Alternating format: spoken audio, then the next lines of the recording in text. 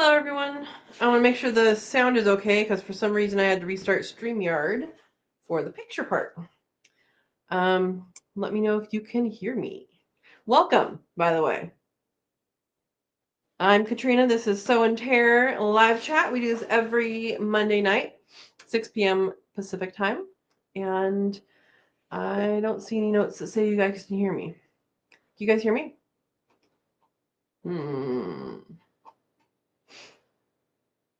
Cheers. Okay, there she is.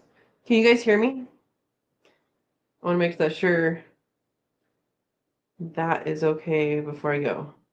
5 by 5. I don't know what 5 by 5 means. Thank you, Don. All right. So, welcome, welcome. You are in the right place, no matter if you were planning it or not.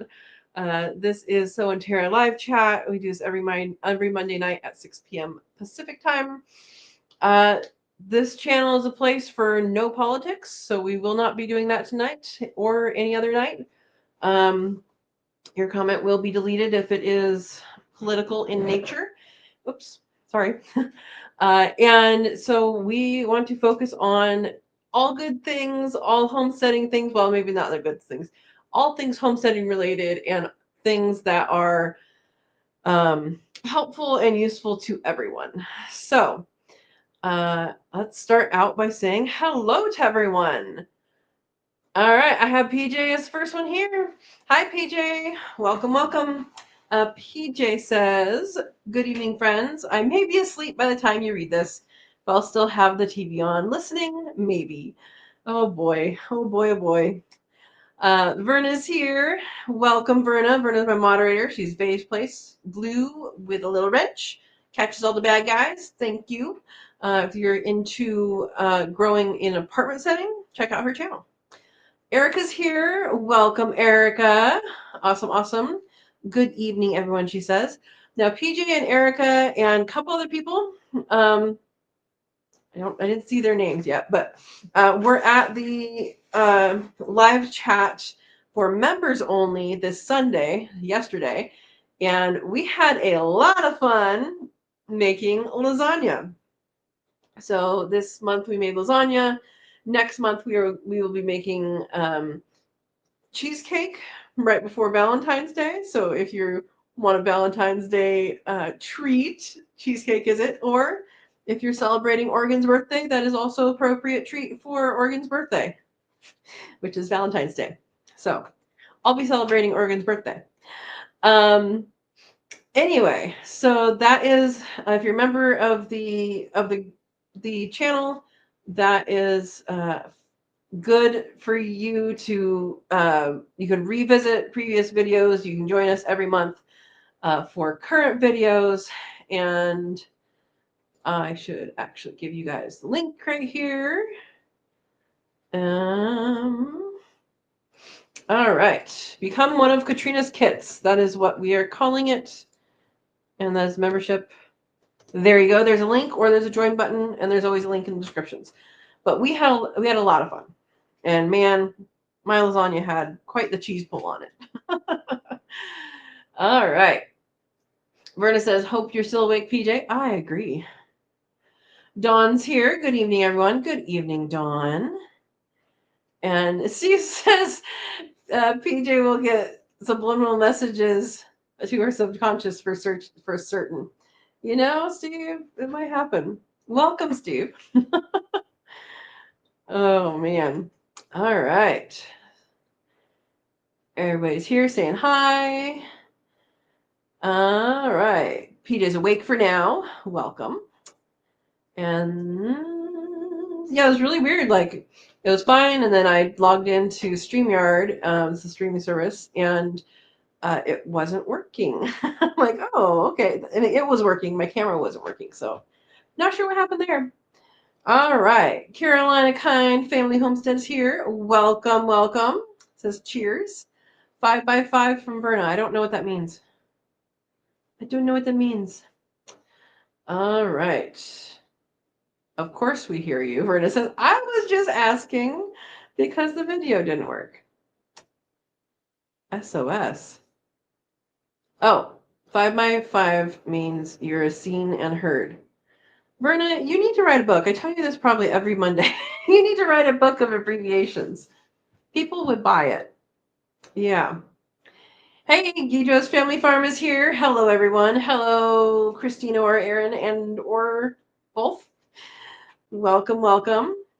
They are down in chilly Louisiana right now. Yeah. Hope you guys are doing well. All right. Erica says I'll be celebrating my mom's birthday. That's on Valentine's Day. Yep. Yep. She loves cheesecake, and I will enjoy some for her. Hey, Erica, my mom started this tradition where we just celebrate everybody's birthday.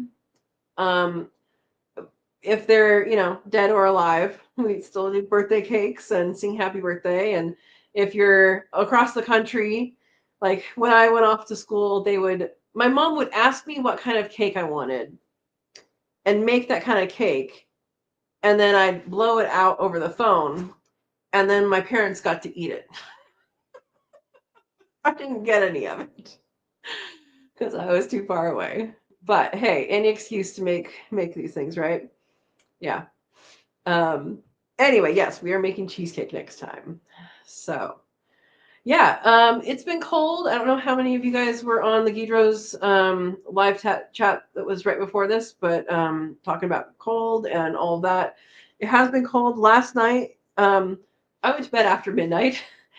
It was 26 then, and in the morning it was 21, and we had freezing fog. So I went out to like refresh the water and the food for the rabbits. Well, okay, mostly because Rigatoni has so many babies, they draw it down. I need to put 2 bowls out there for the water, I think. But I've just been refreshing it. And so anyway, I went out there, and my dad got me a headlamp that is like a super bright one, which is really great. But it was like having your headlights on bright in the foggy driving conditions. I was a little bit blinded. Yeah, because the fog was already coming in at that point. But by morning, there was crunchy grass, and the spider webs were nice. I have some good footage for next week. And yeah, the trees were all flocked.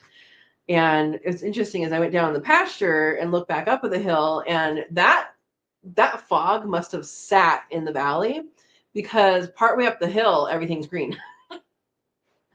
And the sun wasn't on it yet. So yeah. 0 degrees at PJ's right now. I hope your heater works. -2 at Dawn's place with a whopping warm 8 degrees tomorrow. Oh my gosh. Yeah. My house doesn't have insulation underneath yet. I don't know why it doesn't. It should already, but it doesn't. I'm waiting for the leveling stuff to finish.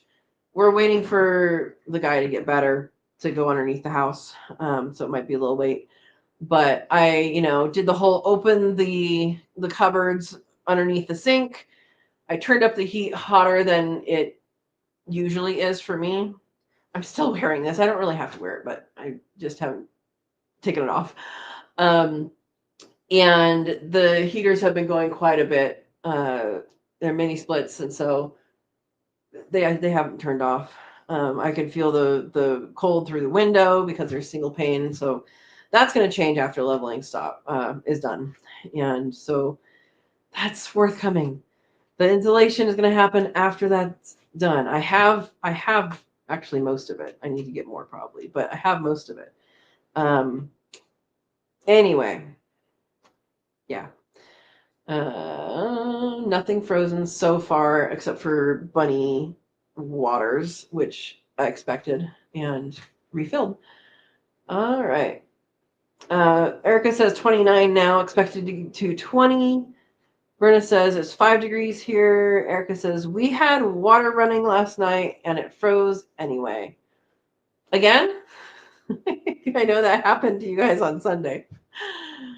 Dawn says Saturday will be 40, and that is warm enough to go to the lake and walk the hills with my 2 canes this time. Want to see how far up the hill I can get with canes. Awesome. Good luck, and don't slip on the ice. Yeah. Yeah. Yes, it happened again. Oh my gosh, Erica. Oh, Verna's supposed to be down to 3 degrees overnight. Yeah, I'm okay with freezing temperatures.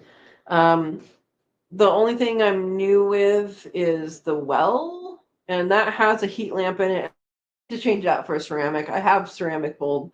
Um, there's a heat lamp in there right now, but I probably should just change it out for a ceramic and test it. Now is the time to test it to see if it gets warm enough. You'll put it out there, start it going, and then it'll kick on and see how well that does. But it's like a reptile thing. Anyway, there we go. Verna says tomorrow's high will be 11 degrees with tomorrow's low of -5. Goodness. So I looked up. So last night I was looking at stuff and I'm like, it's getting pretty cold. I should look up what the lowest low is. So the historic low for here is 14 degrees. So not too bad. Yeah, 14 degrees. But then the historic low for the state of Oregon surprised me because I think I've seen -10, I think, in the high desert where I grew up. Maybe. I know it was negative for over a week one year, one winter, and it was really cold. But I think it was only -10. So the record in Oregon is -54. And I was amazed at that because I had no clue anywhere in this state got that cold. And that was in northeastern Oregon in 1933. So I was going to look up 1933 records for here, but I haven't yet. So it's fun to go back in history. Erica says supposed to get in the 40s Wednesday, so it will thaw out soon. Yeah, it got up to 44 today, but I mean, like my lawn is still frozen. Just because it's 44 doesn't mean it's actually unfreezing things, especially if those things are in the shade. And my whole house is in the shade. So yeah, and so yeah, there we go. Jennifer's here. Welcome, Jennifer. Good evening, Katrina, and everyone else. Good evening. Verna says Wednesday we'll have a high of 19 with a low of 15. Everybody saying hi. All right, so it's wintertime. We've talked about cold. If you guys want to hear more about cold stuff, I suggest you rewatch Guidro's Family Farm. Their video that they just did a live with Dale's Quail, and they have some good stuff on there. But what I would like to talk about today, we're getting into it early today, is bare roots. So most, if not all places, sell bare roots. And it's not going to get below 54 again, hopefully. I mean, -54. Yeah, actually, my neighbors are giving me some wood that they're moving. But yeah. Anyway, so talking about bare roots and bare root fruit trees, bare root berry bushes, all of that. So those should be, if they're not already in your local nurseries or big box stores or stuff like that, they will be coming soon. They typically come in January, maybe in the colder areas. They may come in February. I'm not sure how that works in the colder areas. Has anybody, like in the Midwest or anything, have you guys seen those yet? Like it just happened this last week here. So it might not be happening yet. But now is the season to do that because what a bare root tree is it is a tree or a shrub or a plant, that dies back. Now, dies back has little bunny ears by them because when they're dying back, what that means is it's going to get cold, and anything that is susceptible to the cold needs to return the nutrients to the tree and drop off. So that's why the leaves change color first before they fall, is they're actually returning a lot of the nutrients and sugars to the tree. And those will either stay in the trunk or more likely go down into the roots to stay the winter in the roots of the tree. And then in the spring, that gets returned to the buds, the leaf buds, the flower buds, all that up in the in the upper part of the tree. So during the time they are dormant, so that's called dormancy or dormant.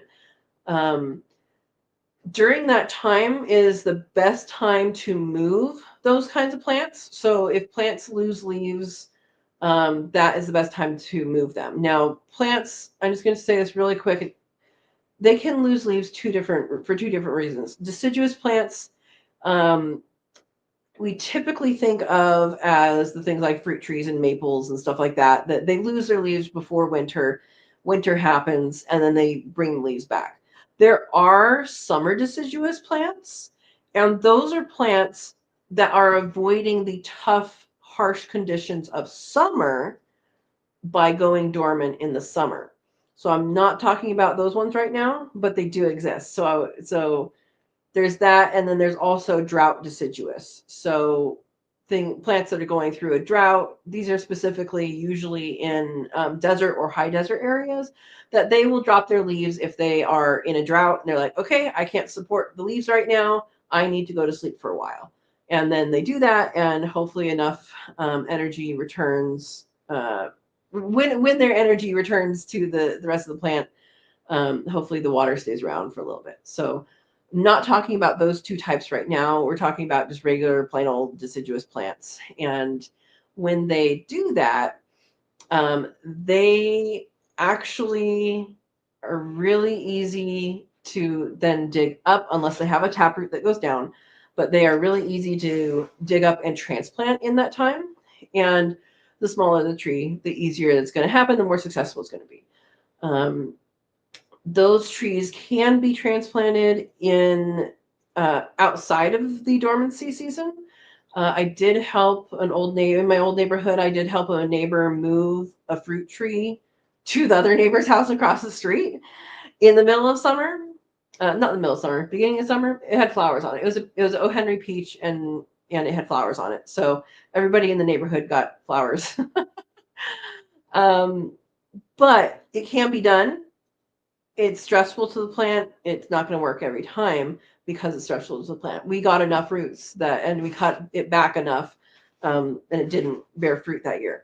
But in this case, in the stores, you will start to see what they call bare root trees or bare root plants, bare root berries, bare root bushes.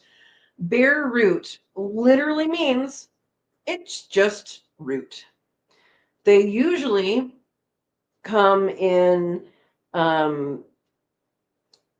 like sawdust or pine shavings, something that's a little damp but not wet. Sometimes they're in bags of soil. Sometimes they're clustered. Sometimes nurseries get them clustered all together, wrapped up together, and they plant them in sand beds or in other free draining substrates, and then they sell them that way. Some nurseries will take those bunches that they get in bare root and they will actually pot them up, and the prices are reflected in the way those are coming to the nursery. If the nursery has to spend the time to pot things up, they're going to be more expensive and all that. So anyway, so these are the types of plants you can actually buy now, plant now, or buy now, plant later. It's a good idea to plant them if your ground is workable. It's a good idea to plant them now, unless it's going to get like freeze the next day or something. Otherwise, it can wait to be planted.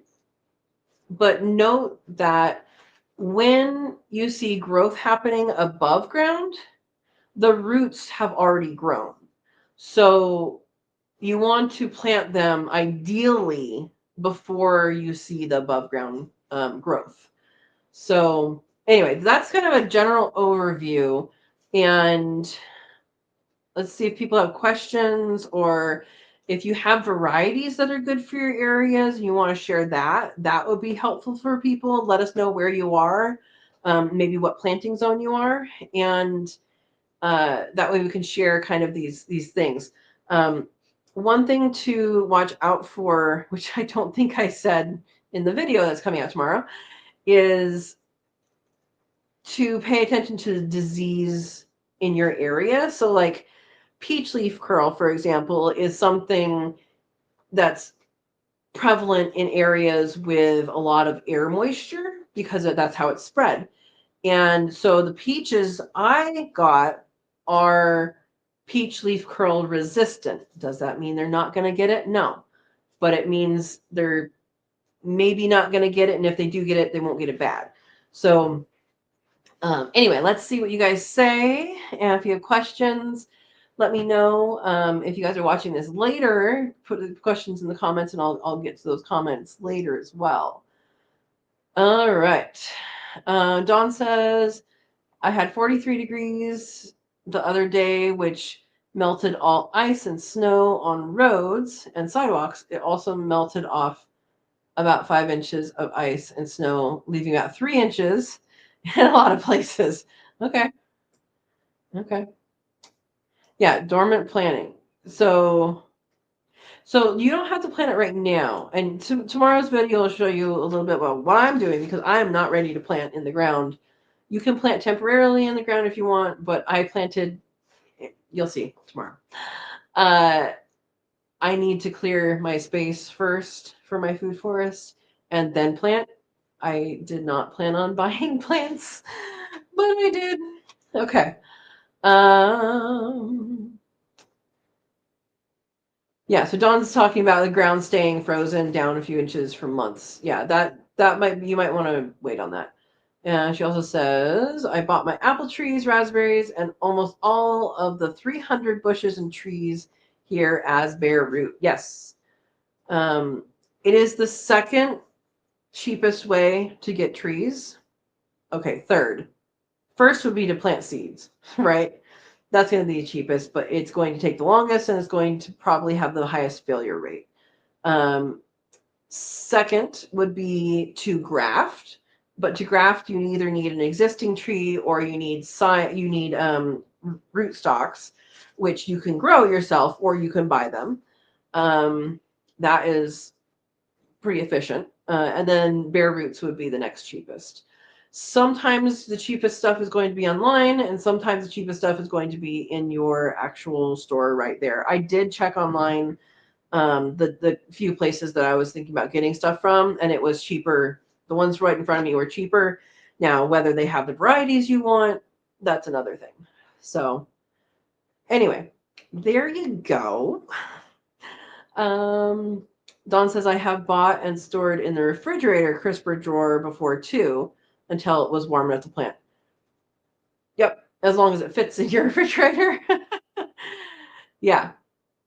So I just want to encourage you guys to use that. It's going to be much cheaper to buy them now than later. Planting a smaller tree is actually sometimes more efficient because those roots get used to your soil early on, and they don't have that curving, like if they're going to be the big root ball or whatever. They don't have that destiny yet. So that is something to think about. And then also price of things. Okay, when I was in Gilroy, my grandma wanted to give me a birthday gift, and she's like, "Oh, what do you want?" I'm like, "Oh, what about a fruit tree?" And so I was like, "Oh, wow," and she bought me $100 fruit tree, and it ended up being the least successful and driest orange is a Valencia, and it just was not a great fruit, but it was also not that producing. And then right next to it, I had a clementine, mandarin, that was from grocery outlet for like $6 or whatever, which it wouldn't be $6 now, but and it totally outgrew it, and it gave lots of fruit and all of that. So price doesn't matter. Um, I would look at the graft line and see how clean it is. So when you have a named variety, it's named because it's actually a branch of that tree, or a branch of that tree that was made into a tree, and a branch of that tree that was made into a tree, right? It's the same, it's actually the same genetic material. So like every Fuji apple is the same genetic material of the first Fuji apple, unless someone screwed up, but it should be. So yeah, they have a definite an area that is grafted. You'll see there's the root, the root stock is the plant that was planted for roots. That's chopped off. It's called grafting. There's a whole thing about that, but it's cut off, and then the scion, the wood that you use, is put on there, and it binds together, it grows together, and becomes a tree. So yeah. All right. Dawn says I've stored trees in the garage as well, where it's cold but not freezing. Yep. I have mine underneath the carport. It's obviously it's freezing, but the roots are in, well, you guys will see tomorrow. Some of them I did plant up in a cardboard box. And then the trees I left in, they had them in bags of, I'm assuming, sawdust. I didn't open the bags, so I didn't want to let all the moisture out. But that's what it's in the nursery. And the nursery has their little overhang, and I'm not even sure they have an overhang right there. But, it's protected, but also, I put all those in a box. So, yeah. And Dawn says a lot of these will have a guarantee to grow too. You have to be careful because not all of them have that, and some of them have it for only a certain amount of time. But yes, they do. Um, and Berta, I don't know what definition you're using for a clone.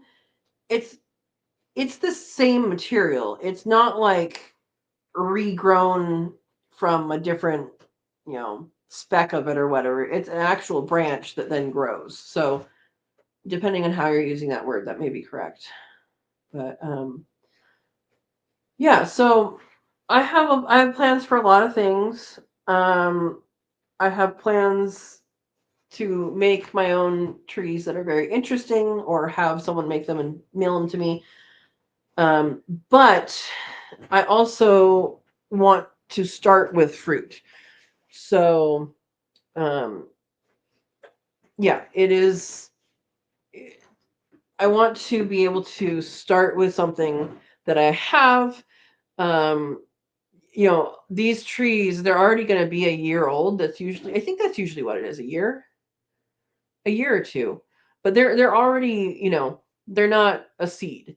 And so you have a little bit of time on them. And most of them, um, depending on the variety, will fruit that like this year or next year, unless you chop them smaller.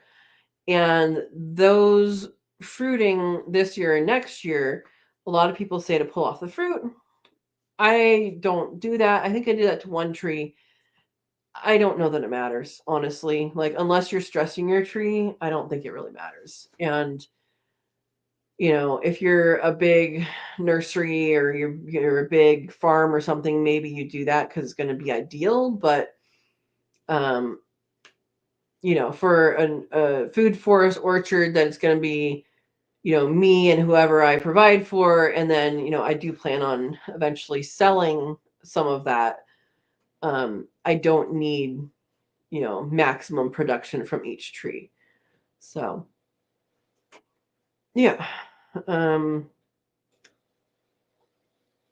Biologically, it is the same tree in many ways. It's the same exact tree in all ways except the roots. Yep. Yep.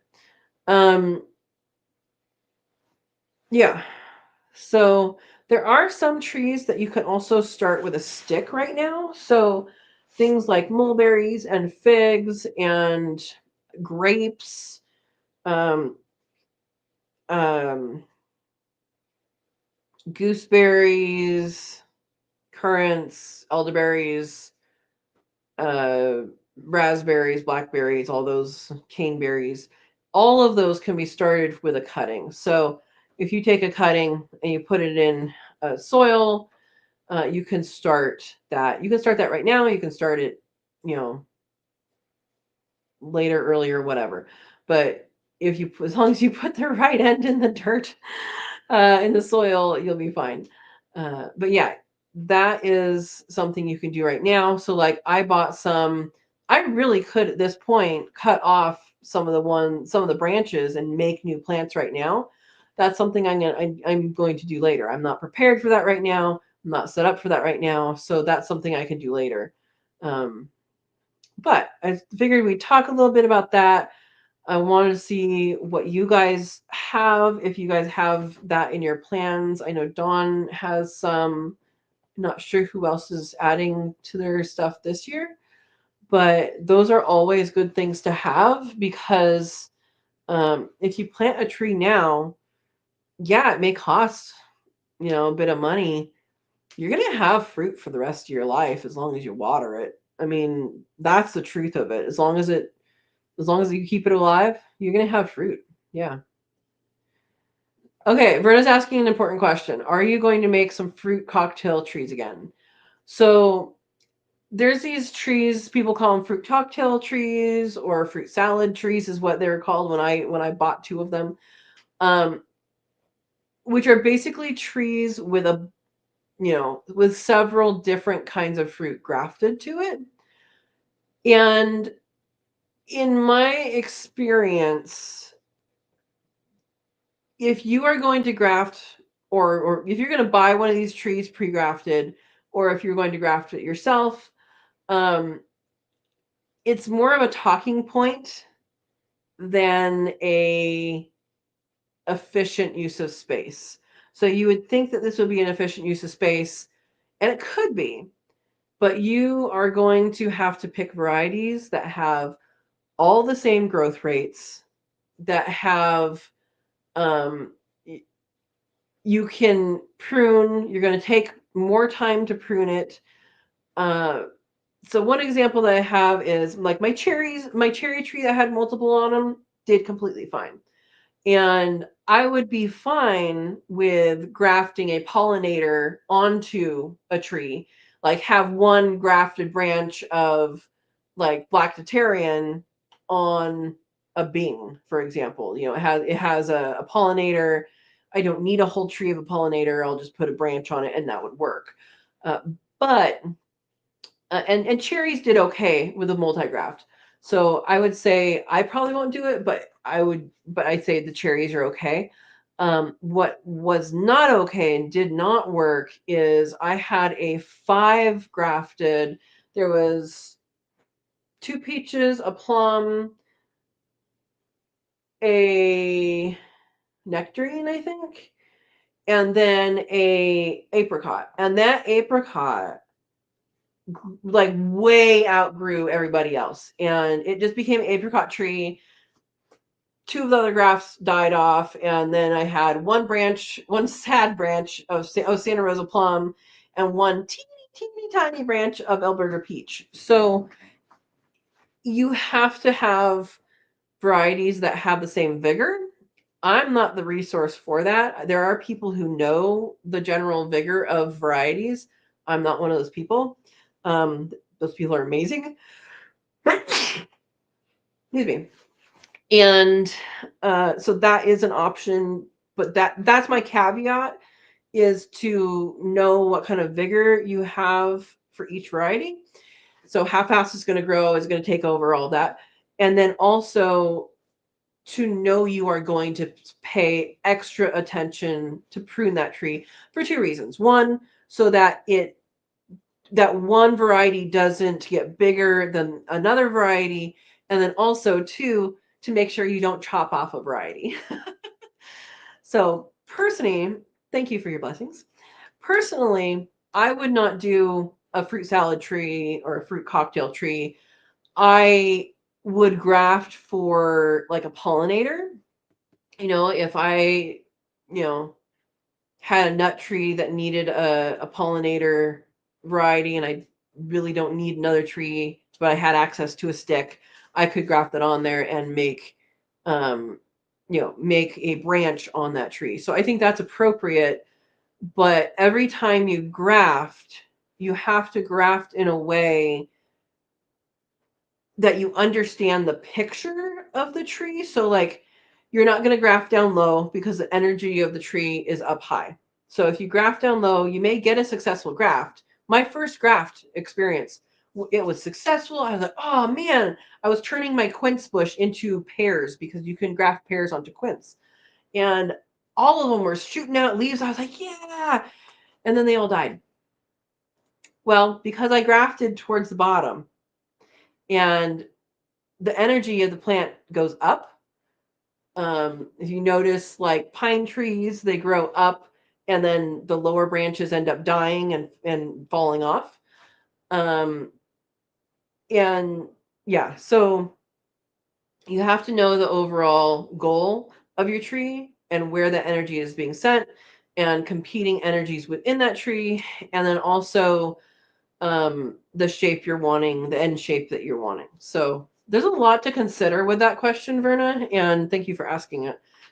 Anybody has any other, advice or questions about that? Maybe we can clarify. Yeah. All right.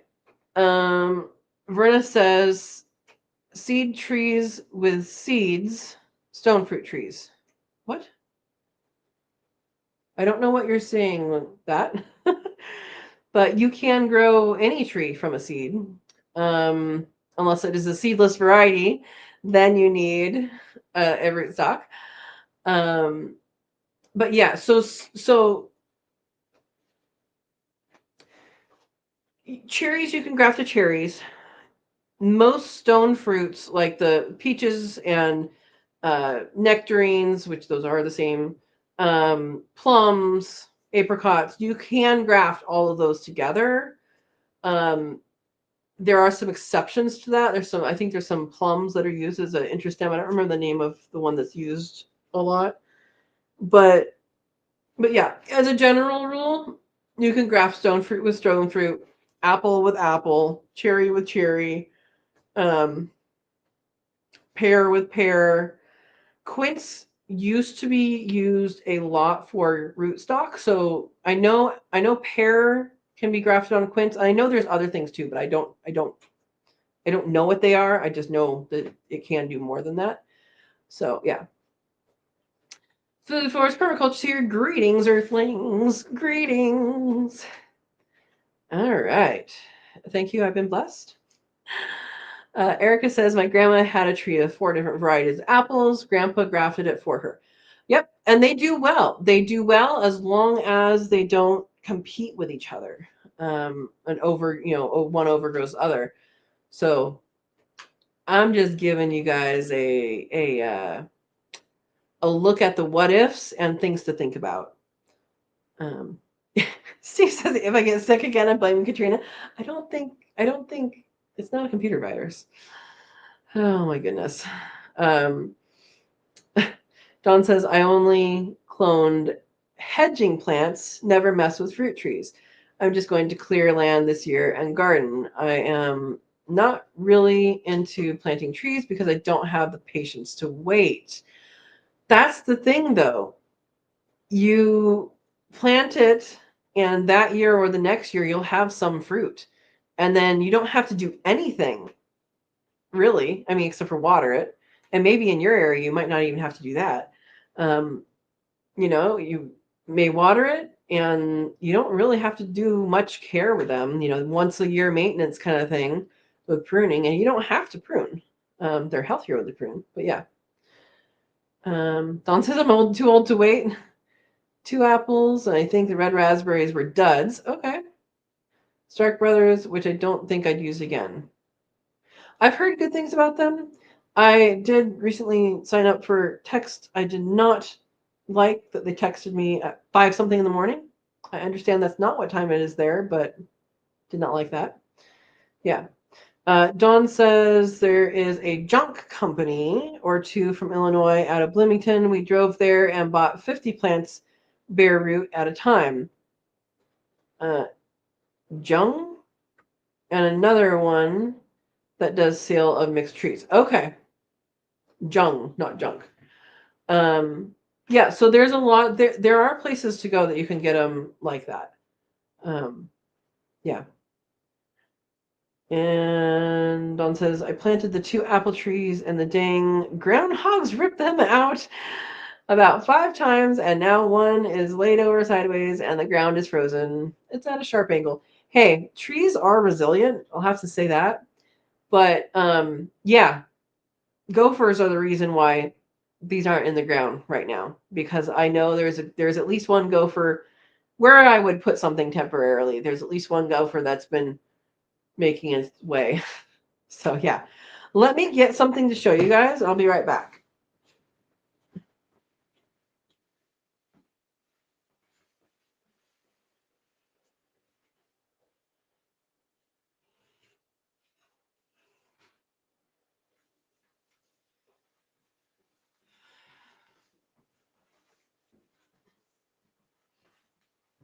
So those of you who are Katrina's kits and made lasagna or watched lasagna making yesterday will already know this, but Matt from Grafted Branch Homestead, I talked about citrus for cold areas, and he started talking about trifoliate. I'm not sure how to say it.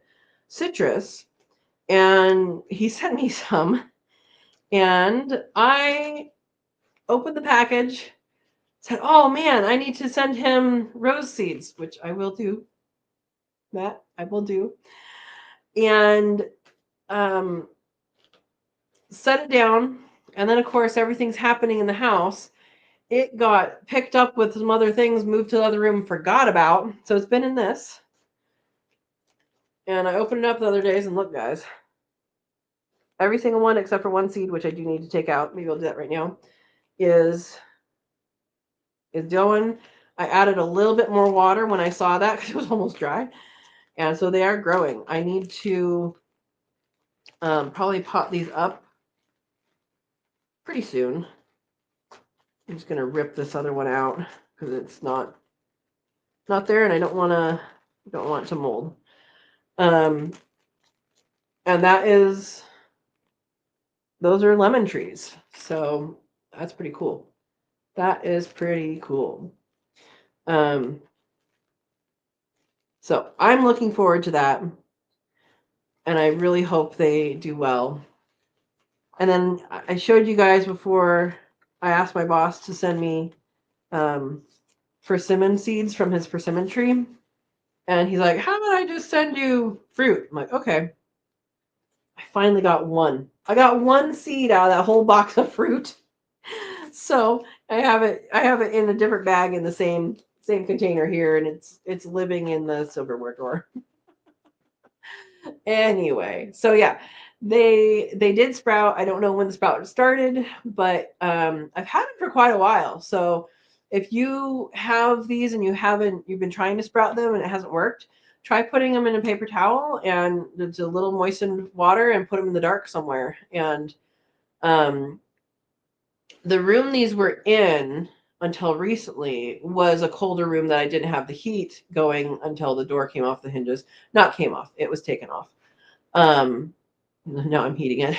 So I don't know if they started before when it was colder or if because there was a temperature change that they started. So I don't know when they actually started, but I was excited when I pulled that out because I thought I was going to look at like moldy seeds. I knew they were a little bit wet.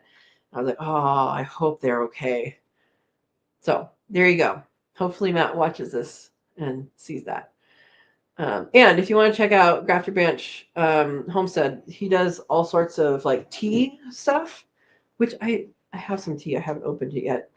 Verna, if you want to put Matt's website up, that would be okay. All right. C is responding to Dawn's tree. Dawn, the angle tree will be easier for you to climb. And she says we had to put wire in the ground around it to keep the groundhogs from tearing it out. It was my favorite one. Oh no. And the other one is just a pollinator. Oh my goodness. Oh my goodness. Food Forest says just put up a citrus video today on growing citrus in Canada. Awesome. What kind are you growing? Or are you growing it out in the open or in a greenhouse high tunnel thing? Because I plan on doing more than that, but I know that should be able to grow here. Dawn says I have a bunch of wild mulberry trees. Mulberry you could also grow by planting a stick. That came up when I have to clear those with everything else. If I leave any, it will be one off the back. There you go. Thanks for putting the link there, Verna. Yeah. Yeah. One of my neighbors has a Christmas tree farm, and I keep forgetting to ask her because I know she planted some recently. And I'm like, hey, if you're not going to use the tree pots, I'll use them. And she said, oh, okay. And then nothing happened. So I have to ask her to see if she still has them. Yeah. Okay, on Vancouver Island, how he is. Okay. I still want to know what citrus types and if you're growing out in the open or if you have cover. Um, I should probably watch your video, huh? Oh man. Um, all right. Dawn says, so when spring thaw comes and it is putting on leaves, how would you straighten it? Oh, dig the dirt and pull it up, right? Do you know where the graft is? Because apple trees would be grafted unless it's like a Johnny Appleseed apple. How big is it too? If it's small, you could totally do that right now, or when it's not frozen enough you can dig. You could do that right now. I would do it before it starts greening though, if you're planning on moving it. If it's bigger, you might just leave it and then cut lower down on the tree and then it will grow. Like, make sure you don't cut the graft off, but cut lower down on the tree and then that should grow straight up. I'm not an arborist though, so if anybody else has a suggestion, go ahead. um, you know where the graft is. It was bare root, is about 4.5 feet tall. Okay, so was it last year that you planted it or this year? It was last year or this year. Go ahead and dig it up as soon as you can dig it up and write it. And then if it needs support, hopefully it doesn't, but if it does need support, the best way to support a tree is by putting, so if the tree's right here, you put a stake over here and a stake over here and tie a string. This string's holding it this way, this string's holding it this way. And if you put the string through like a broken or a cut piece of hose, like garden hose, then that will protect the bark some. But that shouldn't stay on for more than a year, I think. And by leaving it on, it's weakening the tree. So it's the same, I guess, theory about spanking tomatoes. Okay, is it too early to talk about that? It might be too early to talk about that. Spanking tomatoes is basically when people, here's a tomato plant, it's little, it's like this big, and people go like this, and that's supposed to get them ready to move. Same thing happens if you put a fan on them. It gets them more sturdy. But there you go. Dawn says, I have those twisted white guards around it. Are you talking about the ones that prevent rabbits from eating the bark? I don't know what the twisted white guards are, if it's not that. Because that's just a preventative. If it's what I'm thinking of, it's just a preventative for so animals don't eat it. Or are you talking about the sleeve that goes over? Because there's a sleeve that goes over, or it might twist. I don't know. Yeah, what is it? Shake my tomato every morning. Oh my gosh, Steve. Your neighbors complained, huh? What are they doing looking at you? Come on. Oh, it's a twisted sleeve. Okay. Yeah, that's not for support though. That's to make that's either because there's a couple different things that are in my head about what that looks like. It either is to prevent things from eating it, or it's to direct the growth up before it goes out. So yeah. Um, so that's not a support though, if it's what I'm thinking it is. All right. Dawn says my pepper gets shook and the tomatoes. Oh my gosh. Yeah. Okay, stops mice from eating it. Yeah, whatever the rodent is that eating it, that's what the guards are for. Yeah. Yeah. Um so I noted in my week in review about a mammal book for the Pacific Northwest, and um I'm not sure if I don't think it goes all the way up into Canada, but I'll have to look food forest permaculture. But some of it might apply to you. Um, Vancouver, Pacific Northwest, right? Yeah. Um, there's a bunch of shrews, and I did not realize how many species of shrew we have, but that's been the only thing that I've been finding that the cats are leaving for me. Well, apparently, according to this author, um, cats kill them, but tend not to eat them. Um, and some shrews have a poison in their saliva. So I'm wondering if these are the kind that have the poison in their saliva. So uh, I'm not going to test it and get bitten by a shrew. Apparently it hurts. But I did find that interesting. And the shrews here are they're like that big. Um, I'm fairly certain they go under the door into the pantry because there's a little crack at the bottom. I find teeny tiny poops, like smaller than mice.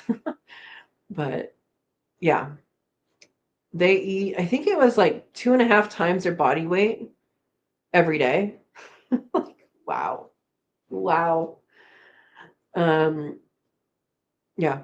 Another thing in that book, I was going to read it to you guys, but it's another room.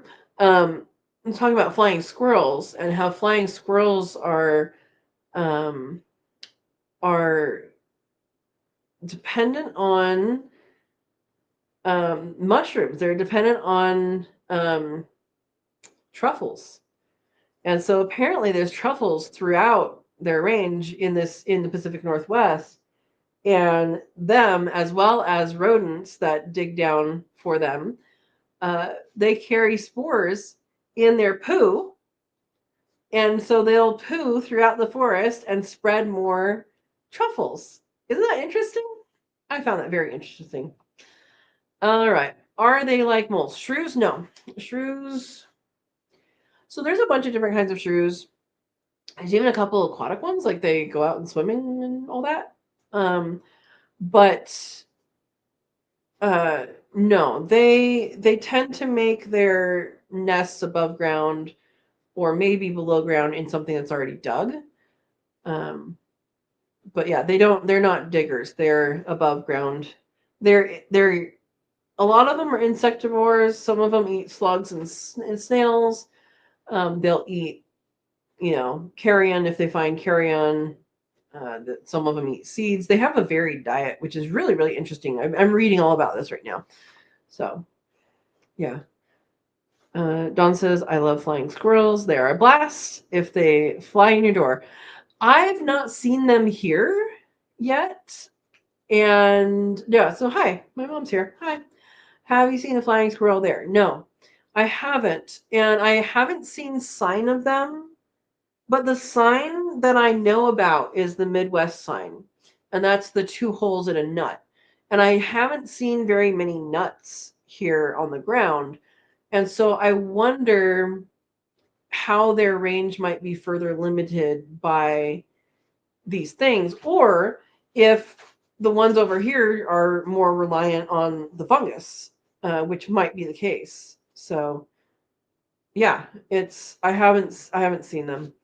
Um, I did observe one night for a study in Iowa, where I went to my undergrad, and someone was doing a project on that, and they had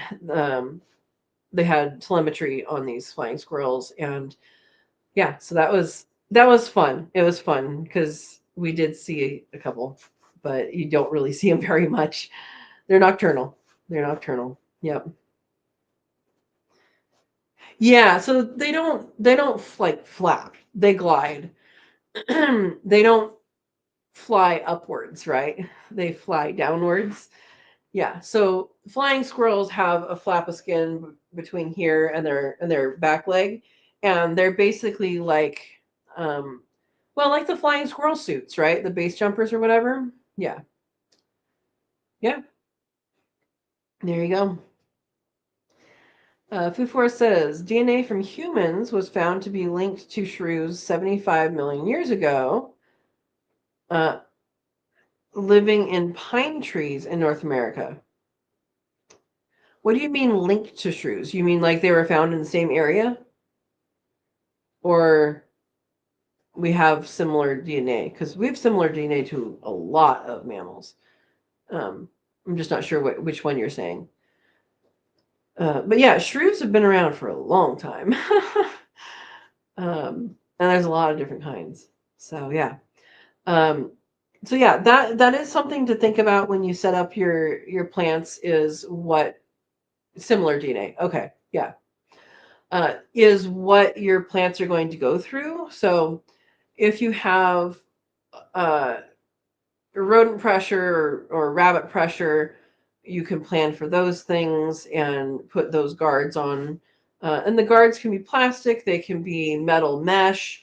I will probably make metal mesh ones because I have a bunch of I have a bunch of 4th-inch hardware cloth that I got by accident instead of half-inch. So I'll probably make some out of those, and that will do the same thing. Um, and that would be a guard for that. I have not yet seen rabbits in the wild here, which I'm okay with actually, because rabbits in the wild can present a potential danger for my rabbits. So I'm okay with that. Um, and I haven't seen that many squirrels. I've seen some, but not that many. So that's interesting. Yeah. Food Forest says that's why pine nuts are so compatible to humans, as shrews ate them. I mean, it's a fruit, right? I mean, it's a seed. So, I mean, I think it's just food, right? Dawn says, have a great night, everyone. Time to get offline. Stay warm if you are in this freeze. Absolutely. Good night. Good night. Um, your distant relative. The taming of the shrew, right? No. Um, anyway, so what else are you guys finding these in the stores yet, or have you looked yet, or are you planning on buying them? And then also I wanted to see if you guys in your different areas would recommend a variety or not. Um, and I will tell Verna I did get 2 little baby Chicago hardy figs, just because they were in the store and I want things started. I plan to get a bunch of um, cuttings and make my own little baby figs, but I know that you like that one, so I figured I'd tell you. Yeah. Um, anyway, so what are you guys doing with that? Are you looking at different berries or trees? One thing I can say is that with the um, thornless berries, like thornless blackberry, I would assume the same would be true for a raspberry or any of that. It's me. It was me. I would assume the same would be true. Is if you take a cutting from that, it will be thornless. But let's say a berry drops to the ground, that baby's likely to grow up and have thorns. So just leaving a patch like that and being like, oh, I'm going to have a thornless blackberry because this little thing's coming up. No, it's likely to have thorns. And that's just based off of my experience. Okay. Verna says, haven't been to the store physically for about a month. Hey, yeah, you get all your stuff delivered, huh? And it's a little snowy. Maybe ask to see if anybody has that kind of stuff. Loves figs of any type. Yeah. Yeah.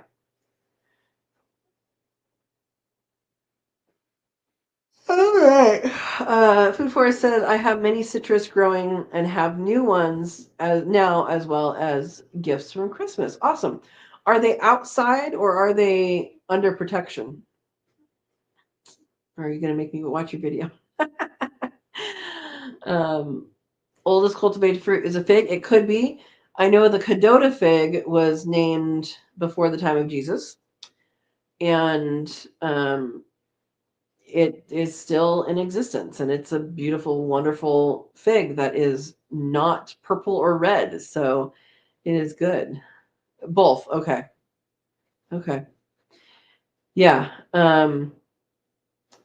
I've been thinking about, so like most of the stuff I'm growing, so all the stuff I'm growing that I got for that you guys will see in tomorrow's video, all of that's going to go, outside, good, good stuff.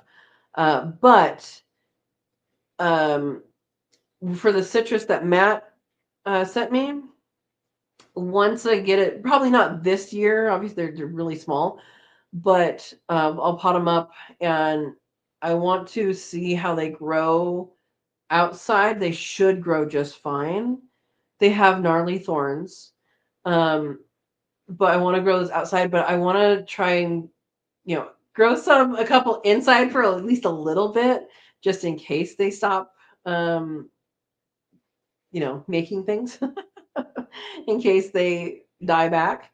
And the good thing about those is they don't have a graft, so it's not going to die back to the graft. If it dies back to the ground, whatever comes up is going to be that kind, which is good. Yeah. Jennifer says Home Depot has bare root. Okay. Home Depot has bare root plants right now. Yes. And I got some from there. And there's some tips in the video tomorrow as far as how to pick those out. But one really important thing is I know they have that, Lowe's has it, Tractor Supply has it. Basically, a lot of those kind of box stores have these like boxes with a bag with a stick. And you need to make sure that stick is actually alive before you leave the store, because I have bought these before where they are not alive and they don't have roots and it's a dead stick that, I even had one that was like, instead of being planted this way, it was planted this way. It was never going to grow. And they did not give me my money back. So for those, actually open the bag, look at it, check for roots, check for growth, and be very careful about your selections. So yeah, so from Home Depot, I got hardy kiwi, which I'm excited about. Hopefully it'll grow. And the cold hardy Chicago fig. And then I also got asparagus. And asparagus, I do have plenty of seeds, but they take 3 years until you can actually harvest them. So that is actually going to be like my beginner crop while I wait for the other seeds to catch up. They'll be a year behind. So yeah, so they have bare root plants right now. I didn't see bare root trees there yet where I am. But yeah. All right, Howie's heading out. This was fun. Good. Thanks for coming. Thanks for coming. Yeah, I'll have to check out that citrus video. Lan Lanin Laninita Lokita. Welcome. Welcome. So late to the party. Happy Monday, folks. Hope everyone is doing well. Yes, everyone. Oh, it's Homestead Matters? Okay. All right. Well, welcome anyway. Um, yeah, welcome. We were just talking about bare root trees, bare root fruit, bare root berries, all of that. So if you have any plans or want suggestions of varieties, let us know where you are. Actually, you're just north of me, right? And you can, uh, we'll figure out what to plant. So yeah, that is the fun thing right now is there's all these things coming out. Make sure you're checking their chill hours. Make sure you're checking your planting zone. Planting zone you can mess with a little bit. You know, we have microclimates, we can protect things, we can, you know, all of that. Some things grow outside of their zones. I would also I haven't actually talked to Stark Brothers because I do want to order something from them, but or some things from them. But they have some weird zoning on their website. Like Meyer Lemon went down to like zone 3 or 4, and I'm like, no, I don't think that's right. And I was going to call them and say, what's up with that? I saw that on a couple of theirs, so um, I think I'm gonna actually have to call them and talk to them and say, where does it actually grow? Um, because I'm fairly certain Meyer Lemon is not generally good down to zone 4. But I could be wrong. Maybe they have a different unimproved variety or something. I don't know.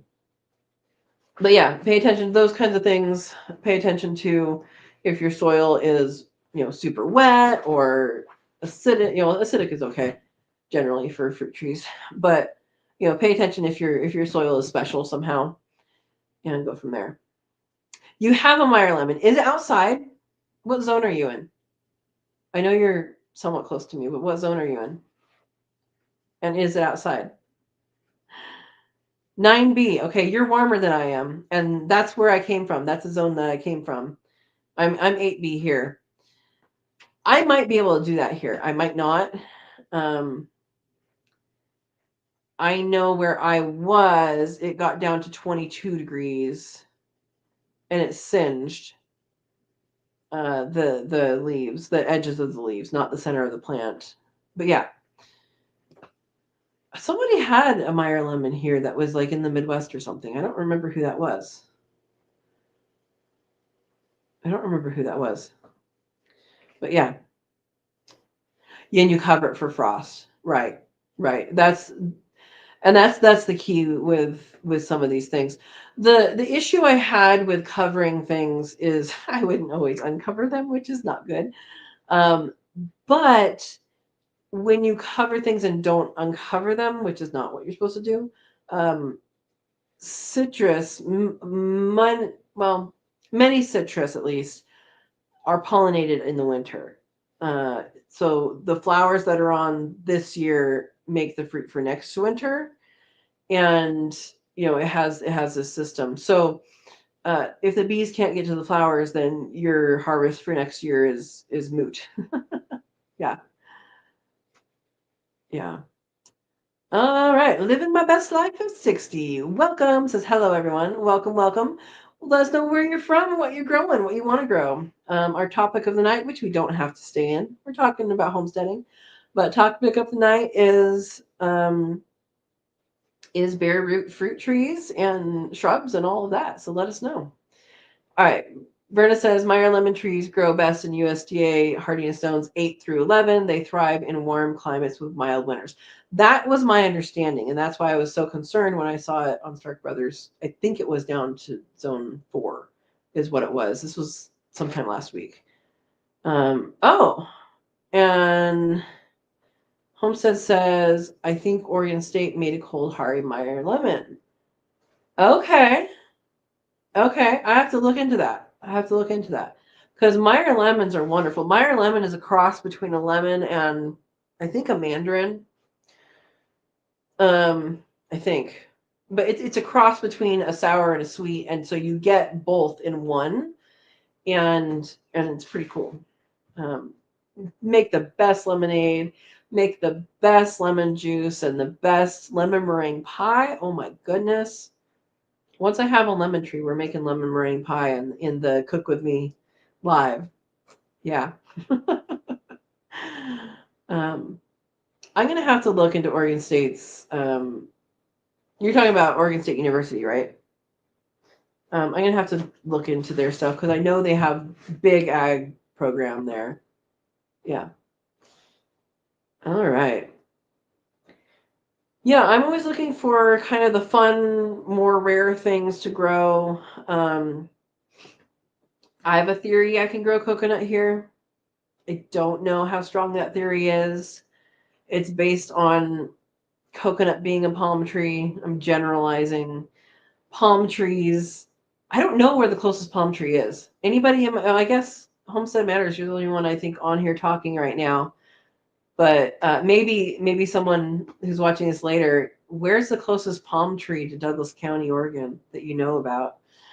Because it is a palm tree, and I know there are other types of palm trees in Joshua, um, and Joshua Tree, which is Joshua Tree National Monument, I think it is now. Beautiful area, and they actually have palm trees, but it's a different kind. So I want to think, and then it freezes there. I want to think that it will. Anyway, Brenna says a list of some citrus trees that are most cold tolerant is as follows. Brenna's Googling again. Itching lemon, 10 degrees to 12 degrees. Taiwanica lemon, 10 degrees, 12 degrees. Okay. Rank per lime, I've heard of that one, 15 to 9. Red lime, 10 to 11. Yuzu lemon. Yeah, I've heard of rank per lime. I don't know. I just recognize the name. I don't know anything about it. Yeah, so there are some. It's just, how tasty are they? And will people like them? Will people buy them from me? Yeah. Um, Homestead Banner says, I bought a hostaberry last year, and we have palms. You do have palms there. Well, okay, but you're 9B. So 8B is probably fine here. We got down to 21 last night. Yeah. They want to try yuzu. Living Best Life says, I'm in South Georgia and we have loads of palm trees. What planting zone are you in? And are you planning on planting more bare root stuff? And are you getting cold? Because there's cold going on. Okay. They say I live in a small apartment with a patio, and I will be trying to grow tomatoes, cucumbers, and green peppers in containers on my patio this year. Awesome. Good luck. That sounds wonderful. That sounds wonderful. Okay, you got to 24. Yeah, it is. We got freezing fog last night. And it just sat in the valley. It sat in the valley higher up on the hill behind me. I went down the pastures. You can look up at the hill. Sun rises in that direction, and so the sun hadn't been on the hill yet. And halfway up the hill, you stop seeing the white. So the freezing fog just literally came in and sat here. Yeah. Chili there, and I would bet coconut would be good in a greenhouse. I think it might be able to grow outside the greenhouse. That is my guess. It has to be an area that gets a lot of water, and so in a drainage, I think would be good. But there's coconuts. I've done some research. I don't remember the names of it. I have things written down, but there are a few varieties that are like 4 to 6 feet tall. They don't get very tall. So I think if it was planted underneath other canopy, that could protect and all that. So I have some ideas. I I have not identified a source, and I'm not ready for a source yet. At least I'm not ready for those plants yet. I say as I just got a bunch of them, bunch of plants. All right. Best Life says, yes, it's cold and we are expecting snow in a few days, which will be so abnormal for us. Good luck. Good luck. Don't go driving unless you need to. And as Verna's saying, it's going to snow in southern Louisiana. Yeah, we have a friend down there. Actually, Detro's, if they're still on, they're down there. A couple friends. And yeah, good luck. Stay inside. Make sure you have a heater that works. Make sure you have an alternate heat source. Don't go on the roads unless you have to. Because it doesn't matter. At that point, it doesn't matter if you know how to drive in snow. The rest of the world around you doesn't. So don't go out. Yeah. Hey, my dad's here. Welcome. It says it was 11 this morning here. They're in Central Oregon. One of the reasons I gave up growing much here, I'm just too lazy. Yeah. Well, I think you also got frustrated because the growing season is much shorter there, right? Because it can frost at any time, really. Yeah. Okay. Best Life is Echo. I may not remember that, but I will try. All right. Yeah. I mean, I remember. So John is my dad. I remember. I don't remember as a kid limits in the garden. Maybe that's a good thing. I do remember that the old timers or whatever would say a rabbit would appear on, was it Mount Jefferson? Um, the snow melt would get to a certain point that I guess there was a rabbit that appeared on it. It didn't really look like a rabbit, but I guess if you tried, and that was when they were supposed to plant. So it's one of those regional things that like, hey, we're supposed to plant when you see the rabbit. And I just remember gardening, and I don't know if I remember the first time. I think I remember the first time, but I remember learning that you could eat corn on the cob not cooked. And it's so much better. And same thing with peas. Eating peas not cooked. You can just eat them out in the garden. And then I always grew carrots and radishes.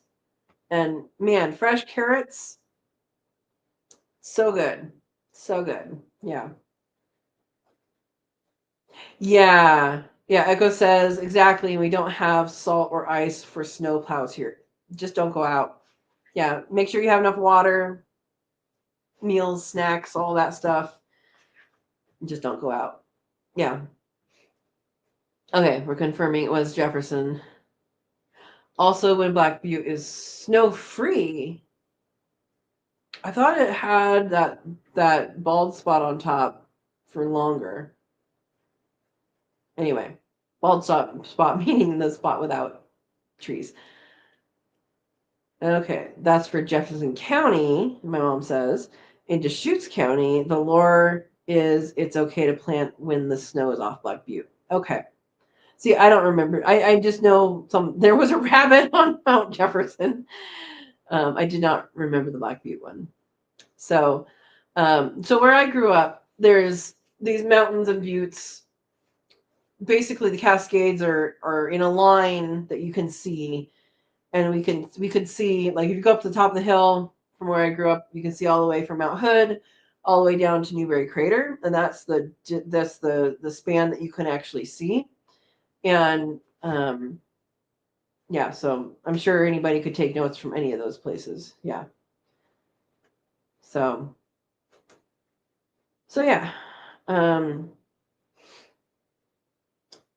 I do have a neighbor that I asked, hey, what do you think this winter's going to look like? And she said she thinks it's going to be a cold winter. I asked why. And she said because the pine trees had a lot of pine cones this year.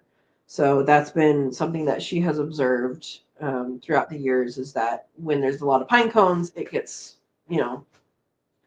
cold, snowy, whatever. It's a long winter. So, yeah. So I haven't started seeds yet. I probably need to start thinking about that. I'll be starting them probably in February, April, maybe towards the end of February is when I'll start them. I should start colder stuff now, like for spring. Um, there's bulbs are popping up. The garlic is growing both in my kitchen and outside.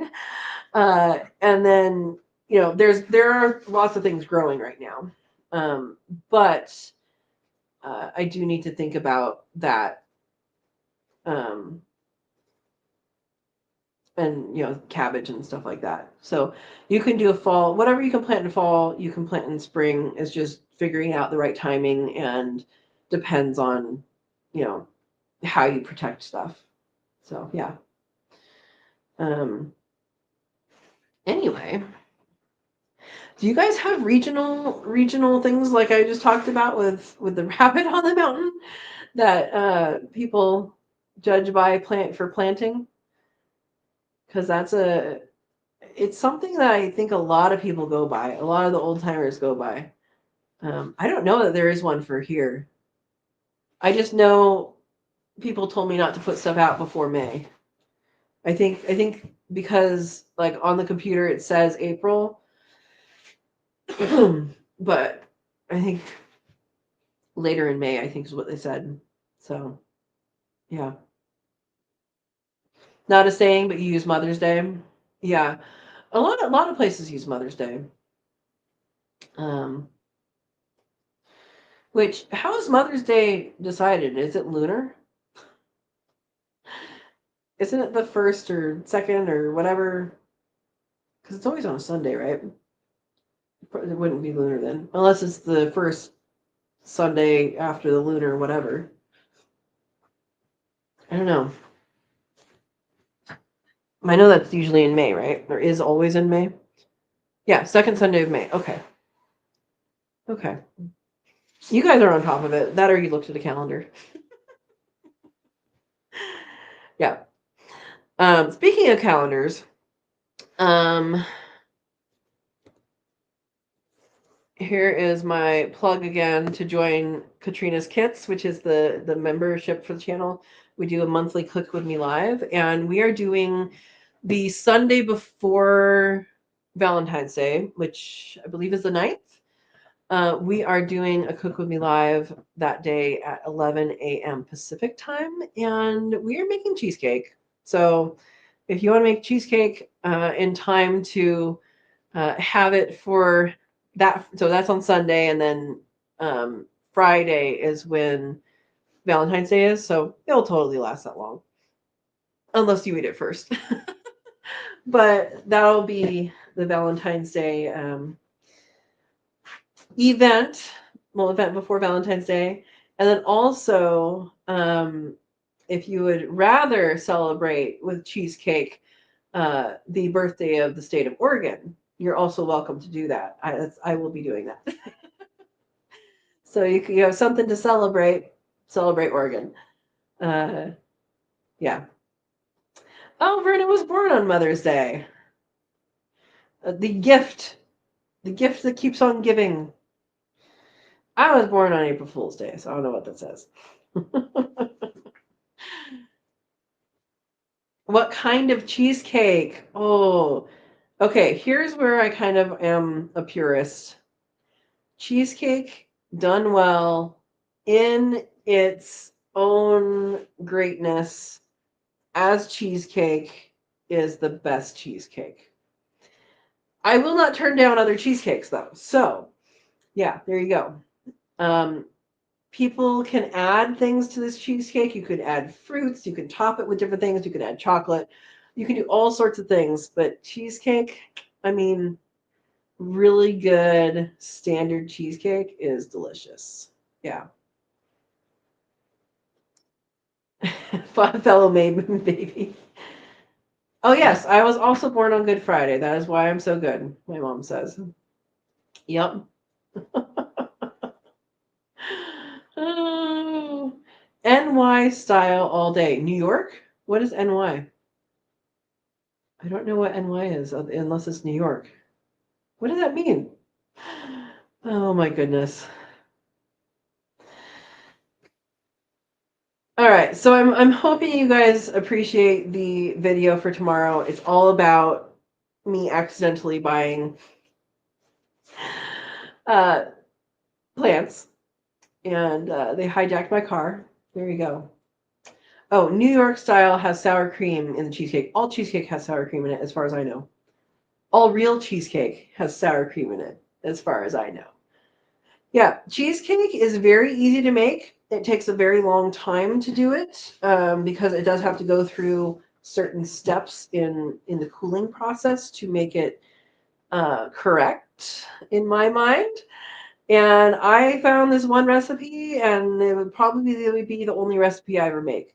And it seems like every time I make a recipe, well, every time I've tried like those quick cheesecakes, it's not quite cheesecake. It's just sugary cream cheese. like like it doesn't quite get to what cheesecake should be in my mind.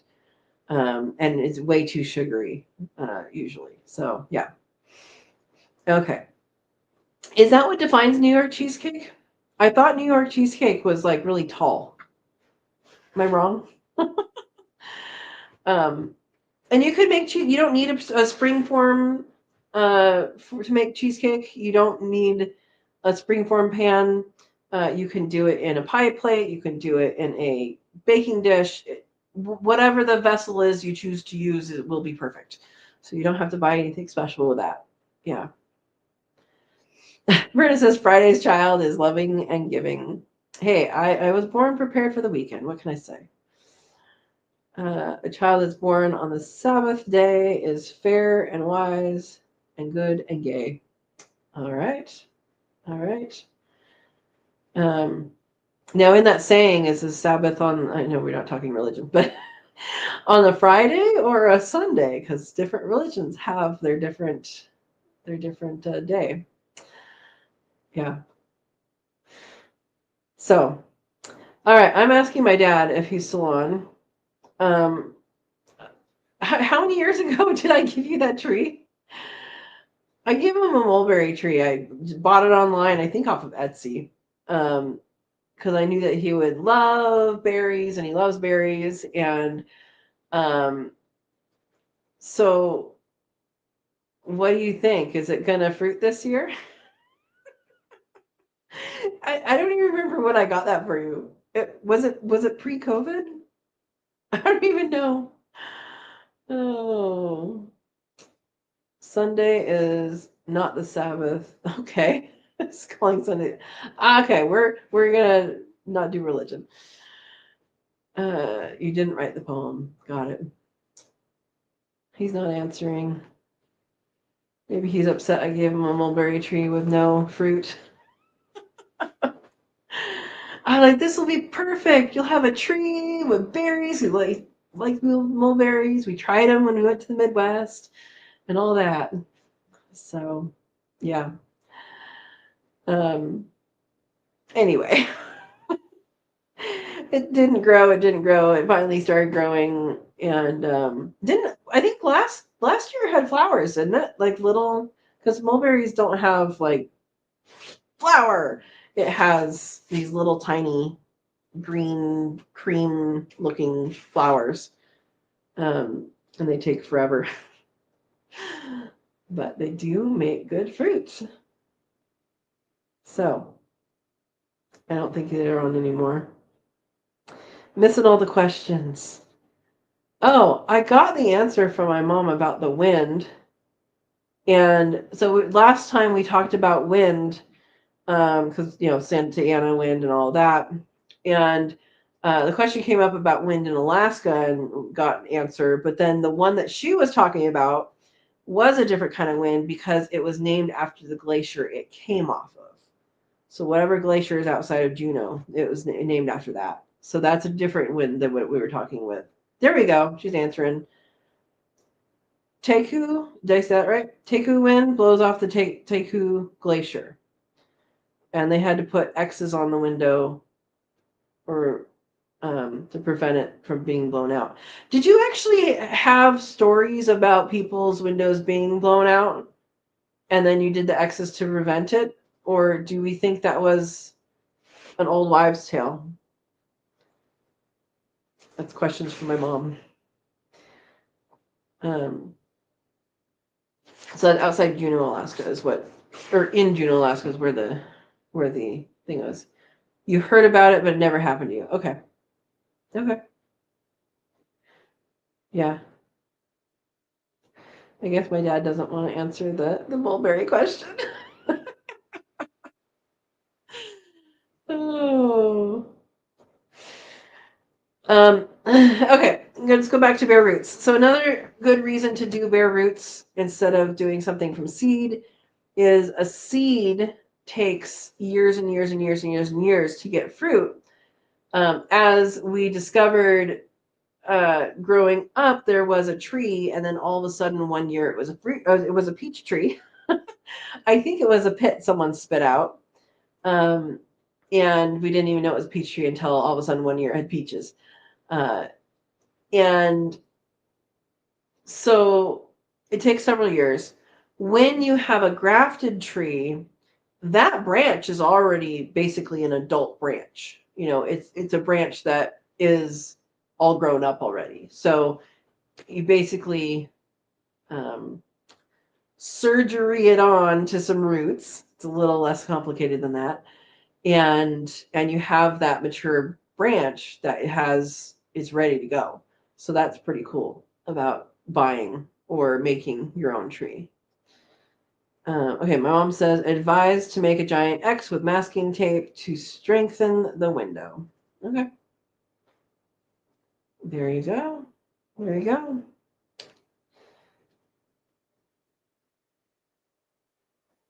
All right. Well, I want to share with you guys a little bit about bunny update. Rigatoni's babies are doing great. I'm having to refill their water all the time.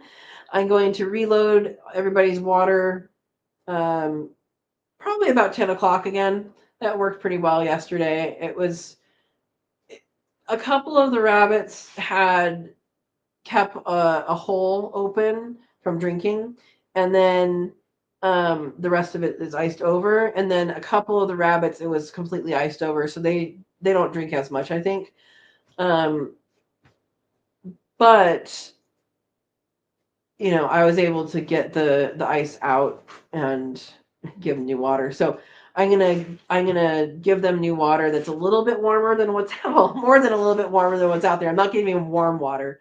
I've just had water in the house in a jug, ready to give them, and so I'll do that. And then next up is Penne's babies, and they are, so she has 5 of them, and then they open their eyes. So I actually haven't been keeping track of how many days old they are, but they're doing fabulous. They were uncovered this morning. They were uncovered during the day. They were just like, oh yeah, we're just warm, snuggly, we're good.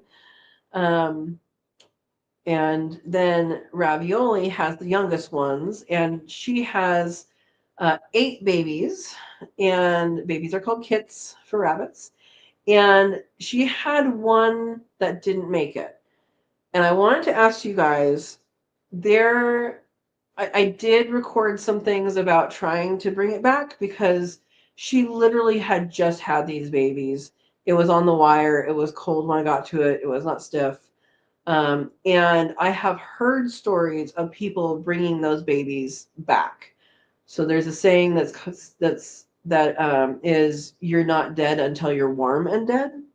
And search and rescue people, you know, kind of know this scenario for, you know, mountain and cold rescues. And the same is true with rabbits. And I've heard about it working. So I did try. I was not successful. And I wanted to ask you guys if that is something you would appreciate in a video or if I should skip it. And I'm going to leave that up to you guys to let me know if someone's interested. I can put it there and I'll put a warning on it and not have it monetized, and it's I don't know. Everybody who's on this chat won't be disturbed by it, I'm sure, but some people are sensitive to that, so I'll have to do that. But let me know if you guys are interested in that, and I will put that together and go from there. Okay. My dad has responded. You got the mulberry tree. You don't remember? I did. I just said I gave you it. I said I don't remember when I got it. I would guess 5 to 7 years ago, maybe. Yeah, it hasn't fruited yet. Do you think it'll fruit this year? Because it had flowers last year, didn't it? Yeah. Eric's here. Welcome, Eric. What kind of tree fits in your hand? A palm tree. That's a good one. That's a good one. Oh my gosh. I hope you've been doing good, and I hope your place is good. I know you're near LA. I don't know where you are in relation to fire stuff, but I hope you're good, and I hope your mom's good, and all of that. So glad to see you here. Welcome. All right. Yeah, Verna. So from the video today, Verna says, "Yes, Katrina, you sounded and looked surprised when you saw their eyes open." I've been doing so many things. I've just been like, I haven't really been checking on them. I just kind of go like this and go, okay, yeah, you guys feel like you're doing good, and close it back up and move on. And so yeah, I was surprised when I saw that. Oh, okay, I guess I need to start paying attention and searching for babies outside the nest box before I go to bed. Because if one of the babies did go outside the nest box in this weather, or even weather not quite as cold as this, mom doesn't put them back. They don't have that. They don't do that with their babies like cats and dogs do. It would have to find its own way back, or it would not make it. So actually, that reminds me, tomorrow, maybe tonight. No, they're not going to go out of the nest box tonight, I'm sure. Tomorrow, I'll put a brick in front of the nest box. So I do that, so that they can go back in. Once they open their eyes, which is about day 10, they start to see the world. And they're like, ooh, I don't have to stay in the box. And so they start exploring, and sometimes they have a hard time getting back in. So I just put a brick in front, and then teach at least one of them to go in. And I don't even know that I have to do that, but it's worked and it's been good. So there you go. Okay. Verna says, I think you should show it, give a warning to others. Steve says, you tried, it didn't work. Others would know that you did and could try, and perhaps it would work for them. I do the video. Okay. Homestead Matters says, I would like to learn about it. Good. Okay. I will do that. It's not going to be the next video. I really think so tomorrow's video is going to be about the bare root stuff that I accidentally bought. And then I think Thursday I am going to do the video that it's literally just like a brain break, and it's at the Heirloom Expo from September, showing you all the heirlooms. And you can think about seeds then. So right now, if you don't have the seeds that you're going to be planting for this next season, you need to be ordering them if you don't already have them. And that will give you guys a little bit of a brain break, relax, and then you can say, oh, I want to try that fun one. Yeah, there you go. All right. Eric says, I'm in Long Beach. The fires destroyed the more rich cities in LA County. And my mom is doing great. She's always telling me that too. I'm like in elementary school years again. Oh my goodness. Well, I'm glad you're here. I'm glad you weren't affected. And yeah, definitely thought about you when I saw the fires were going. And then I saw your Facebook update that you're okay. So that's good. And it's kind of like when I was in when I was still in California, and there was an earthquake somewhere in California, And my friends from across the country are like, "Hey, are you okay?" And I'm like, "Yeah, what happened?" You have an idea of where things are, but it's really right here, not right here. Yeah, that's kind of what I'm thinking. Hey, Buster. Hey to all. I will have to rewatch. We'll catch you on the flip side. In the meantime, you're here. We have been talking about bare root fruit trees and plants and gardening stuff. So if you have anything you have a question about, if you have anything you want to recommend, um, let us know because we're all here to learn. Yeah. Um, yeah. So I know my neighbor started growing the hardy kiwi, and it's growing. I don't know if she ever got harvest off of it yet, but that's something I'm definitely going to be growing. It definitely needs a good structure. And the hardy kiwi is, I believe, a smaller fruit. It's not fuzzy, and I know it needs a structure. It does not need a partner, but I did get partners. I did get friends because it's always good to have more than one plant to pollinate. Now, probably different varieties to pollinate too. Um, Kiwis in general are wind pollinated, so I'm assuming that's what these are. I really don't know if they're wind pollinated or insect pollinated. I know the male and female ones are that I tried before are wind pollinated. But yeah, so hers has gone through winter. It had, it's doing good now. So yeah, that's interesting. All right. Eric says, I was going to grow herbs, but I couldn't find the time.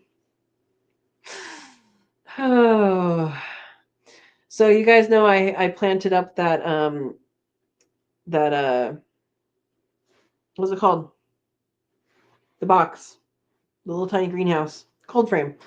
I planted up the cold frame, and I forgot to put the lid on it yesterday, and I'm like, well, oh well. Last night, and I didn't do it tonight either. I'm like, well, whatever's there is there. It's good. It's gonna go through some things, so um, I think everything should be fine, except for if the French terracon didn't get the energy into the roots, then it wouldn't be. Not sure about the rue. Lemon balm should come back if it's affected. So it just matters like if the roots actually got a hold. Because again, that energy for deciduous plants goes into the roots. So yeah, there we go. Eric says, why did the man put seeds in the pond? He wanted to grow a watermelon. Oh, here is a tip for watermelon growing in a shorter season. Grow the small ones. That's general advice for any fruit. If you're growing eggplant and you don't have a really long time, grow the small ones. Grow the what are they called? Like the Asian eggplants, the skinny ones. Um, and that's just kind of a general rule of thumb. Small fruits take less time to mature. There you go. Uh, yeah. Yep. All right. The chat is quiet today. What's going on? You guys tired? I know I yawned earlier. Yeah. Trying to think of other things related to bare roots that might come in handy. But yeah, everyone's too cold. Verna, I understand that. My feet are cold right now because I don't have um, insulation under the house yet, and the carpet isn't in yet because all this stuff is happening. Um, so yeah, the cold comes through everywhere. But I understand that. Yeah. Ooh, cooking some blueberry pancakes here. And you're not gonna give me any? That sounds fabulous. I love blueberries. I have blueberry plants. Yeah, blueberries are awesome. Blueberries are awesome. Um, I have, I think I have blackberries in the freezer. I think. Yeah. Um, blueberry pancakes or muffins or any of that sounds good. Eric says, I used to work for a trimming company. I was the branch manager. Oh, Verna, what is your degrees that you have to take Lucy out in? Does Lucy do okay with the cold? Lucy is a doggy for anybody wondering. Um, hopefully she goes right outside the door. It is 6 just by itself. 6 degrees. Okay. You're gonna have to like bundle up, hopefully just to go 2 feet and get back inside. Oh, she wants to walk.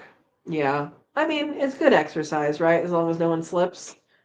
But and maybe, since you're gonna be bundled up, you might as well make it worth your worth your while. Yeah. So,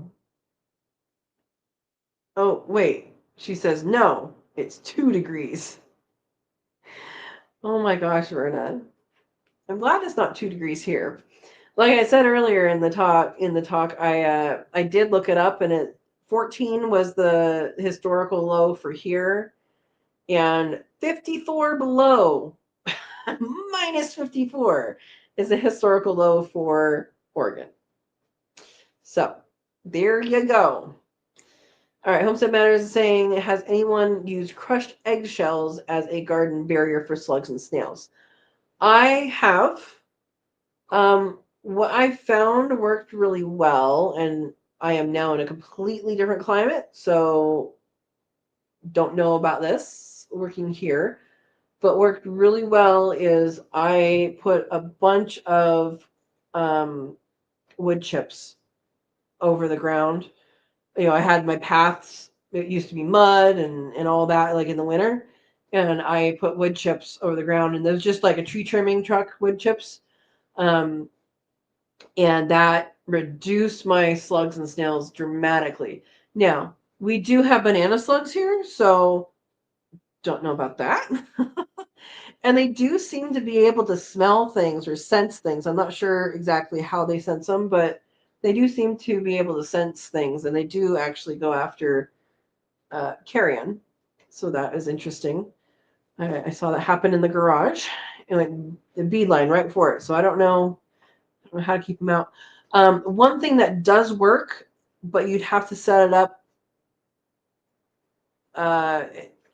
It might be a little technical to set up for your whole garden, is copper. So those copper strips do work for slugs and snails. I think cinnamon also works, but that would be expensive to replace, like once it gets wet and stuff, it's just going to get watered in. But copper does work for that. All right, 23 at Steve's place, heading to 19, but I'm down south. That's just wrong. That's right, you're in Mississippi, huh? Yeah. Oh, Verna's morning walk will be -4. Oh, -4 wind chill. Yeah, you need a ski mask if you don't have one. I don't have one. Yeah. Lane County slugs don't fear wood chips. Yeah, that's what I was saying. I wasn't sure if it would apply here or not. I didn't have a slug issue with my garden this summer. I know that. I mean, there was some in there, but it wasn't like infested. Try that. Um, if you're in a dry spell, diatomaceous earth would also work, but I would be careful using that because it doesn't just go after slugs, it also goes after whatever other insect is there. So I would maybe don't do that, but try the eggshells. See how it works. And then let us know. Ooh, Buster says it's supposed to get down to 5 here. And on Kid Watch, ooh, you have a goat that's ready? My goodness, are you going to be up all night with her? Hopefully you stay warm. Get a good sleeping bag out there with a emergency blanket and all that. Goodness. Okay, you have some COVID masks that you use. Yeah, that works for face masks, right? Yeah. How do snails fight? They slug it out. Oh, Eric. Yeah. I I have a friend. Sorry if you're watching. I have a friend that in college, um, so my zoology class, when we could, they would get the animal on the lower scale of things. You know, we weren't getting like lizards and things, but he had a terrarium of snails that brought in so we could look at them like in person and all of that. And then at the end of the lesson, he's like, "Does anybody want this? I don't want it." And no one did. And so, he's like, well, if you guys can find someone who wants the snails, then that would be great. So one of my friends, she's like, I'll take them. They make good pets. Okay. And she's a, very nice person, but very, uh, some things should be private. And so she took them. She had them in the room. She had in the dorm room in the terrarium, and then she went in there one time, and we were talking. And she went to her room for the end of the night, and she turned the light and she looked and she turned off the light and she came back out. I'm like, what happened? Well, the snails were having a relationship, and so she turned off the light and left to give them privacy. Oh, and then they had baby snails. And then the baby snails, because they are so small, it fit through the things for the terrarium. She had baby snails all over her dorm room. So if you're watching, it's a good memory. Yeah, there you go. All righty. Steve says, too bad, and she's talking to Brenna, too bad you don't know someone that can crochet one for you. Yeah. Oh, you did crochet one before. Okay. Steve says, sleeping bag out there? You bring her inside. There you go. Oh my gosh. Eric says, what do the scorpions say to slugs? I'm going to. Oh my gosh. All right. Verna's taking Lucy out. Stay as warm as you can. Remember your keys. And may Lucy be quick in her duties. Yeah.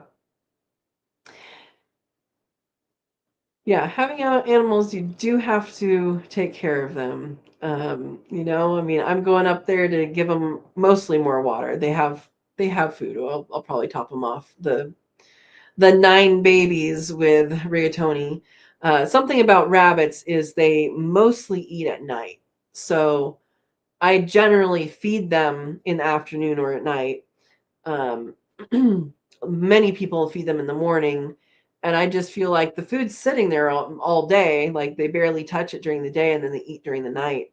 Um, and so I changed it to nighttime, and I've done that ever since. So, of course, that can be changed if you have someone watching. And I always ask, what time do you want to come? If it's not morning and evening. I mean, like right now, we would have to load the water in there anyway, so it doesn't matter. You'd still do it a couple times a day.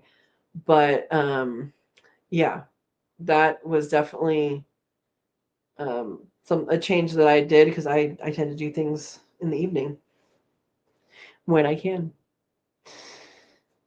Homestead Matter says my toddlers call the slugs mama turbos and baby turbos. We aren't allowed to. Yep, yep, yep. Um, I remember when I don't know if both my parents were there. It was just my dad. My dad was there, and and we were in at my place in California, and he saw a slug, and he's like, "Oh, here's a slug." Or, Katrina, come here. Here's a slug. And I went over there, and I stomped on it, and he was like, "I thought you were going to tell me what kind it was." Do you remember that? Yeah. Anyway, Eric says, so if a snail loses its shell, is it naked, homeless, or a slug? It's probably dead.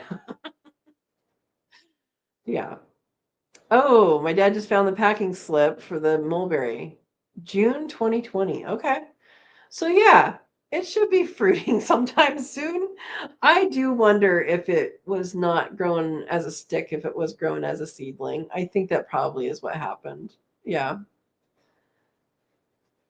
Eric says, what's the difference between a dad joke and an athletic rabbit? One is a bit funny, and the other one's a fit bunny. I've heard that one before. Oh my gosh. Yeah, exactly, Steve. Did you tell Dad it was a flat dead slug? I don't remember what I said. Maybe he remembers. I just remember him looking at me like that's not what I expect to happen. Um, yeah, he totally thought that I was going to just tell him what it was. That's not what happened. So, yeah. Oh. All right, guys. Well, we are getting close to 8 o'clock. Thank you guys for chatting with me, sharing some information. Um, like I said, the video for tomorrow is all about the plants I bought on accident, and they are bare root. I'll show you what I got. I'm getting ready for the food forest, and then Thursday's video, I think we're gonna do the brain break, the heirloom walkabout, and it's just a fun. You get to see all these different heirloom varieties, and for that, rareseeds.com. Let me put it in here. Rareseeds.com is Baker Creek Seeds, and basically anything that you see in that video you can get from them, and it's I mean, they're amazing. All right. Eric says, me, carrots are good for your eyes. Son, how do you know? Me, have you ever seen a rabbit wearing glasses? There's some history about carrots being good for your eyes that has to do with wartime that we can discuss later. It's pretty interesting history. All right, everybody's saying good night. Good night. Thank you guys for coming. I'll see you guys next Monday, 6 p.m. Pacific time. And I hope you guys all have a good week, and that it gets a little warmer, that everybody does well with the cold, and all your animals survive. So thank you for watching, and we will see you guys next week. Oh, and Eric is. All right. Have a good night, guys. Thanks for coming.